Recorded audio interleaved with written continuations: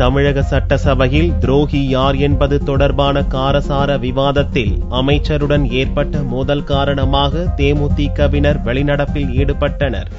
தமிழக சட்டசபையில் செவ்வாயன்று கேள்வி நேரத்திற்கு பின்னர் இந்து சமய அறநிலையத்துறை மானிய கோரிக்கை மீதான விவாதம் நடந்தது. விவாதத்தில் பங்கேற்று தேமுதிகவினர் பேசிக் கொண்டிருந்த போது சமூக நலத்துறை அமைச்சர் வளர்மதி குறுக்கிட்டு பதிலளித்தார். யார் துரோகி என்று காரசார விவாதம் நடந்ததை தொடர்ந்து தேமுதிகவினர் வெளிநடப்பில் ஈடுபட்டனர்.